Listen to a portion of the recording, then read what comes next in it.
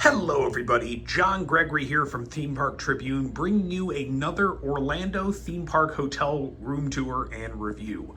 This is the Homewood Suites by Hilton International Drive Convention Center, kind of equidistant between Epic Universe and the old, I guess you could call it now, part of the Universal Orlando Resort with City Walk, Universal Studios Florida, and Islands of Adventure.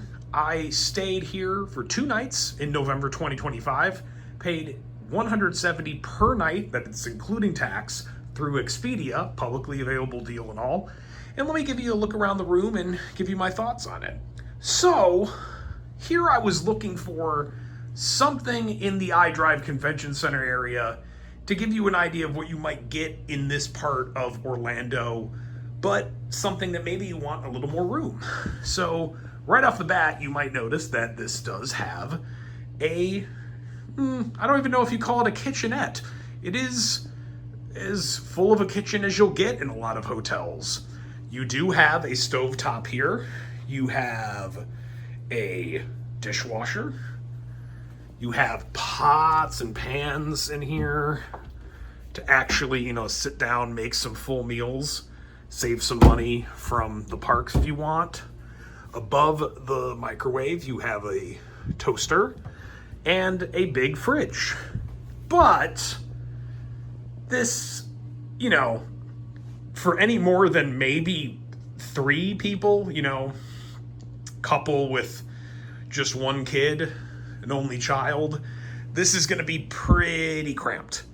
So you do have this little living room area and a couch that is actually not too bad. Sometimes these hotel couches are very stiff, uncomfortable to sleep on. Does fold out into the bed as you would expect. But it's, tight in here. And while you do get your own TV out here, you're just a few steps away from the separated bedroom, making it feel not so separate. So this is a king-size bed in the bedroom area. You do get plugs on either side of the table. No USB anything. Just regular old sockets, including not even in the relatively new alarm clock. No inclusion of USB charging ports, which is an odd choice, honestly. Usually hotels are better these days about trying to take advantage of that to update their rooms in a soft goods sort of capacity. But another TV here, thermostat right to the right there. And then the bedroom transitions into the vanity and then shower and toilet area. So here's the vanity, lit around the edges. You do get your full-length mirror on this side. Hello. And then the vanity here, only 1 sink, so not that conducive for someone to getting ready. Perhaps you might have to let someone just brush their teeth over the kitchen sink if you are really in a jam. And then moving into the bathroom area, toilet, usual, and then a shower that has seen better days. You can tell it hasn't been, or either it's gotten stained over the years and they just haven't been able to keep that grime away, or they haven't cleaned it that much. And then the shower was just, it's dated, but it served its purpose. Water pressure was okay, got decently hot, but it's kind of Spartan. They do provide shampoo, conditioner, and shower gel. Nice touch. I personally am fine with that. I don't need to take that home. Oh, and on a plus side for this hotel, I've complained about this in other places, they actually do provide hand soap here, rather than sometimes they just have lotion in the bathroom area and then a little bar soap, and that drives me nuts. Just if you're going to provide these sort of canisters everywhere, provide hand soap. That's what I want. That's what everyone wants. And that's pretty much it. So, to give you some thoughts on this hotel, it wasn't bad. Bed was decently comfortable. Some, shots I could take at like the, not cleanliness, but kind of the datedness of the room a little bit.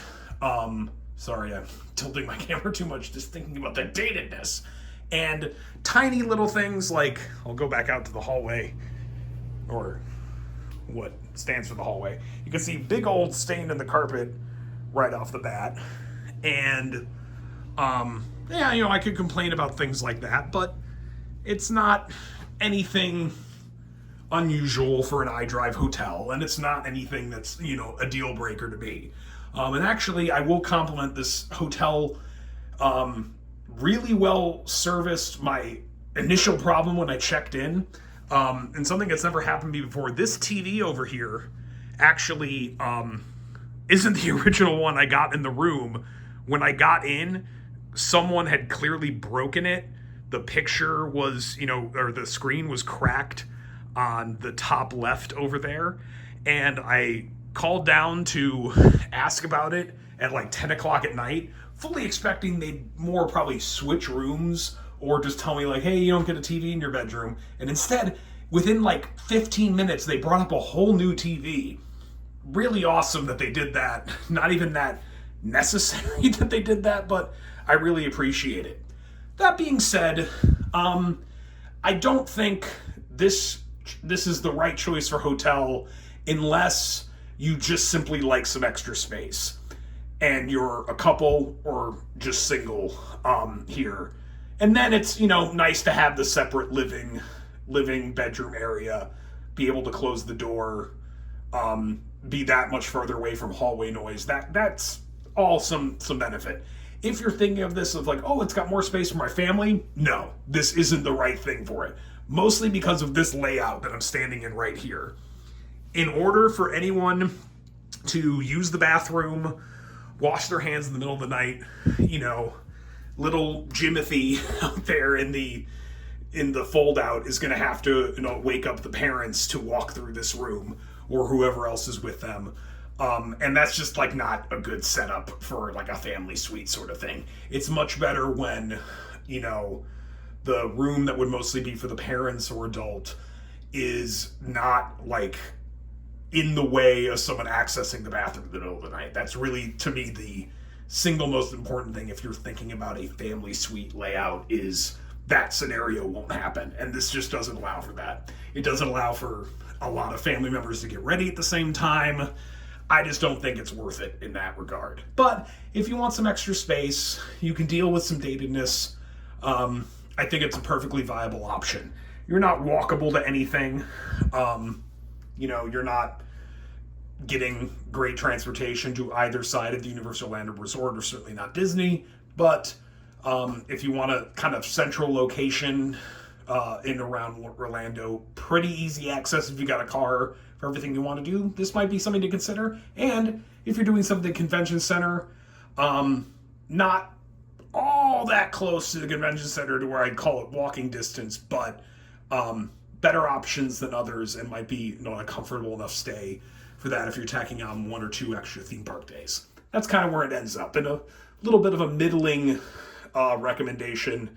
Wouldn't exactly rush to stay here, but there's reasons for it. Anyway, check out more of my channel for more reviews just like this, one-take hotel reviews from around the country, and plenty more in Orlando, or bigger reviews at themeparktribune.com, and you can follow me on all social media at themeparktrib or themeparktribune, depending on the platform. Take care, everybody, and hey, I'll see you in the parks.